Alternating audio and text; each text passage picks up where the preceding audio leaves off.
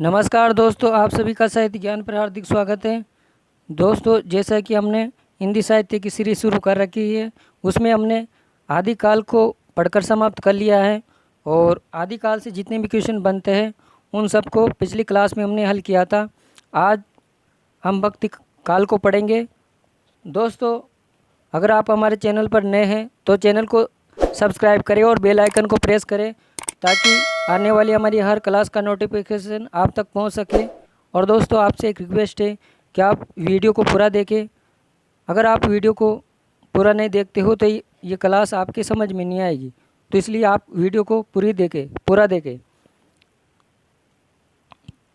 भक्ति काल, पूर्व मध्य काल, समय सीमा इसकी विक्रम संवत 1375 से 1700 विक्रम संवत तक है और ईस्वी में देखें तो 1318 ईस्वी से 1643 ईस्वी तक है शुक्ल के अनुसार। और भक्ति काल की जो प्रारंभिक भाषा थी वो तमिल थी और बाद की भाषा इसकी ब्रज अवधी थी। भक्ति काल के अन्य नाम हिंदी साहित्य का स्वर्णकाल जॉर्ज अब्राहम गिरियसन ने कहा है, हिंदी साहित्य का स्वर्ण युग श्याम सुंदर दास ने कहा है। दोस्तों, याद रखिएगा, कंफ्यूज नहीं होना है आपको कि हिंदी साहित्य का स्वर्णकाल भक्ति काल को जॉर्ज अब्राहम गिरियसन ने कहा है और हिंदी साहित्य का स्वर्णकाल भक्ति काल को श्याम सुंदर दास ने कहा है। भक्ति काल को कलात्मक उत्कर्ष का काल पृथ्वीनाथ कलम कुलश्रेष्ठ ने कहा है। भक्ति काल को एक नई दुनिया आचार्य जय प्रसाद द्विवेदी ने कहा है और भक्ति काल को लोक जागरण काल रामविलास शर्मा ने कहा है, जबकि भक्ति काल को लोक जागरण आचार्य जय प्रसाद द्विवेदी ने कहा है।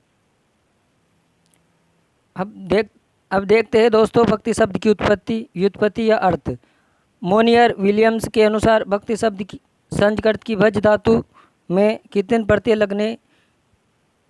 लगाने से बना है, जैसे भज प्लस कितन और कितन प्रत्यय का ती शेष रहता है, इस प्रकार ये बन जाएगा भक्ति। भक्ति का अर्थ होता है ईश्वर को भजना या ईश्वर के ऐश्वर्य में भाग लेना। भक्ति शब्द का सर्वप्रथम उल्लेख श्वेताश्वतर उपनिषद में मिलता है। मोस्ट इम्पोर्टेंट बिंदु है दोस्तों, याद रखिएगा। भक्ति का सर्वाधिक प्रयोग पुराणों में किया गया है और प्रथम भक्त नारद माने जाते हैं। नारद ने भक्ति को सर्वश्रेष्ठ बताया है। भक्ति की उत्पत्ति का मूल स्रोत दक्षिण भारत है और इसके बारे में कथन भी है। कथन देखते हैं दोस्तों। भक्ति द्राविड़ी उपजी लाए रामानंद, प्रकट किया कबीर ने सात दीप नौखंड, ये कबीरदास जी ने का कथन है। उत्पन्न द्राविड़े सा वृद्धि कर्नाटक के गता, क्वचित महाराष्ट्र गुज्जर जीर्णाता गता, श्रीमद् भागवत में कहा गया है। और दक्षिण भारत में भक्त कवियों की दो शाखाएं थी, पहली आलवार भक्त और दूसरी नयनार भक्त। आलवार भक्त और आलवार जो शब्द है वो तमिल भाषा का शब्द है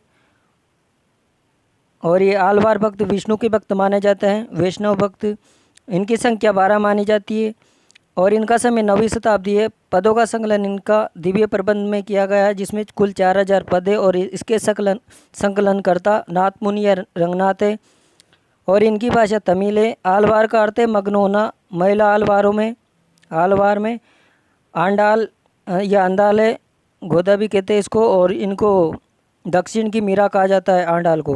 प्रथम आलवार मोयंग आलवार है, जिनको सौरयोगिन भी कहा जाता है। अंतिम आलवार परकाल है, जिनको तिरुमगे भी कहा जाता है। और प्रसिद्ध जो आलवार है वो नमना आलवार है। नयनार भक्त, ये भी तमिल भाषा का शब्द है। इसका अर्थ है समर्पित होना, उपासक, शिव के उपासक जिनको नयनार कहा जाता है और इनकी संख्या 63 मानी गई है। महिला नयनार करई कल यर और प्रथम नयनार है अनेय और अंतिम नयनार है इसे ज्ञानयर। और इनके पदों का जो संग्रह है वो पेरिये पुराण, जिसके संकलनकर्ता शक्किसार और संकलन का समय 10वीं शताब्दी है। भारत के विविध भागों में भक्ति आंदोलन को फैलाने वाले विद्वान उत्तर भारत में स्वामी रामानंद व वल्लभाचार्य ने, बंगाल में चैतन्य महाप्रभु, असम में आचार्य शंकरदेव, उड़ीसा में पंचसखा जिसमें निम्न आते हैं बलराम दास, अनंत दास, यशोवंत दास, जगन्नाथ दास और अच्युतानंद दास, और महाराष्ट्र में वारकरी संप्रदाय ने भक्ति को फैलाया। दक्षिण भारत में आलवार व नैनार भक्तों ने भक्ति आंदोलन के उदय के समय दिल्ली का सुल्तान मोहम्मद बिन तुगलक था। भक्ति आंदोलन के उदय के कारण, यानी कि भक्ति आंदोलन आखिर क्यों आया है, भक्ति आंदोलन इसके उदय के क्या क्या कारण रहे हैं। मुस्लिम आक्रमणों की देन सुगली जी ने कहा है, अरब आक्रमणकारियों की देन डॉक्टर ताराचंद ने कहा है, ईसाइत की देन doctor Abraham Grierson, Weber, Keith व विल्सन ने कहा है, पराजय और हताशा का परिणाम डॉक्टर राम कुमार वर्मा ने, भारतीय चिंतन धारा के स्वाभाविक विकास का परिणाम आचार्य जयप्रसाद द्विवेदी ने कहा है, पराजित मनोवर्ती का परिणाम बाबू गुलाब राय ने कहा है, ऐतिहासिक शक्तियों के रूप में जनता की दुख व कष्टों से भक्ति का विकास मुक्तिबोध ने कहा है।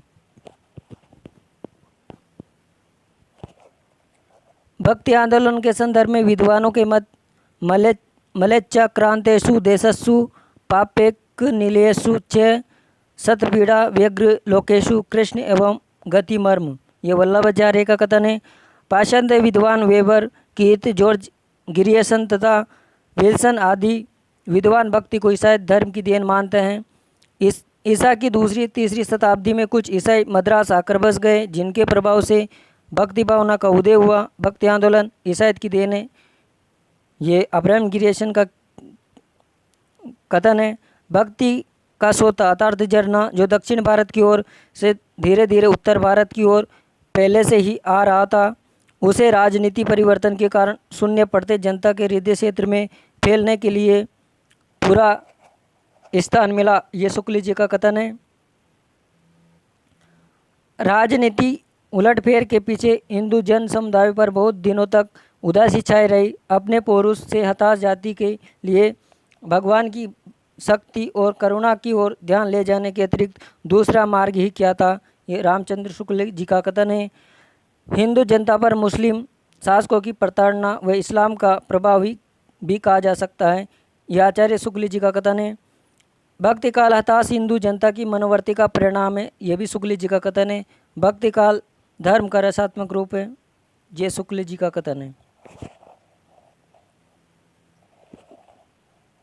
आगे देखते हैं। मैं इस्लाम के महत्व को नकार नहीं रहा हूँ, किंतु पुनः जोर देकर कहना चाहता हूँ कि अगर इस्लाम भारत में नहीं आया होता तो भी इस साहित्य का बारह आना वैसा ही होता जैसा आज है, आचार्य हजारी प्रसाद द्विवेदी का कथन है। भक्ति आंदोलन भारतीय चिंतन धारा का स्वाभाविक विकास है, यह आचार्य हजारी प्रसाद द्विवेदी का कथन। पराजय की मनोवर्ती या तो विषय विलास में लीन रहती है या अपने आध्यात्मिक श्रेष्ठता के प्रदर्शन में क्षतिपूर्ति ढूंढने की प्रेरणा देती है, ये राम कुमार वर्मा का कथन है। भक्ति आंदोलन एक जाति तथा जनवादी आंदोलन है, रामविलास शर्मा का कथन है। हिंदी साहित्य में भी ये प्रभाव के रूप में स्वीकार किया जाना चाहिए, प्रतिक्रिया के रूप में नहीं, आचार्य हजारी प्रसाद द्विवेदी का कथन है। बिजली की चमक के समान अचानक समस्त पुराने धार्मिक मतों के अंधकार के ऊपर एक नई बात दिखाई दी। कोई हिंदू ये नहीं जानता है कि यह बात कहाँ से आई और कोई भी इसके प्रादुर्भाव का कारण निश्चित नहीं कर सकता, गिरियसन का कथन है। और दोस्तों ये मोस्ट इम्पोर्टेंट कथन है, इसको याद रखिएगा। अगले यहाँ है, मुसलमानों के अत्याचार से यदि भक्ति की भावधारा उबड़ना ही था तो उसे सिंध और फिर उत्तर भारत में प्रकट होना चाहिए था, पर हुई दक्षिण में, तो ये आचार्य हजारी प्रसाद द्विवेदी का कथन है। अब देखते हैं दोस्त तो भक्ति आंदोलन की भक्ति साहित्य की विशेषता। भक्ति भावना की प्रधानता, हरि भक्ति जो बिना बूढ़ी मुआ संसार, गुरु का महत्व बताया गया है, प्रेम तत्व का महत्व, सत्संगति का महत्व, अनुभूति अनुभव या ज्ञान का महत्व, नाम स्मरण की महिमा बताई गई भक्ति साहित्य में, और वर्ग भेद का विरोध किया गया, रूढ़िवादी विचारधाराओं कर्म कांडों का खंडन किया गया, श्रृंगार तथा शांत रस की प्रधानता पाई जाती है भक्ति साहित्य में, और समन्वयशीलता पाई जाती है, लोक मंगल की भावना पाई जाती है। पतिव्रता स्त्री की मुक्त कंठ से प्रशंसा की गई है भक्ति आंदोलन में। और स्वांत सुखाय वे पर्जन हिताय, रचना सुधारवादी दृष्टिकोण, मानवीय गुणों की प्रतिष्ठा एवं नीति परकता पाई जाती है। राजश्री का त्याग किया गया है। लोक भाषाओं की प्रधानता, प्रतीक योजना का वर्णन, रेशात्मकता और उलट भाषियों का प्रयोग किया गया। और उलट भाषियाँ आपको पता ही होगा कि कबीर में बहुत पाई जाती है। उलट भाषियों का प्रयोग कबीर ने अपनी रचनाओं में किया है। तो दोस्तों, ये थी आज की हमारी क्लास। अगर आपको हमारी क्लास पसंद आई हो तो क्लास को लाइक करें और ज़्यादा से ज़्यादा अपने दोस्तों के साथ शेयर करें ताकि उनको भी इस क्लास का लाभ मिल सके। मिलते हैं अगली क्लास में, तब तक के लिए धन्यवाद।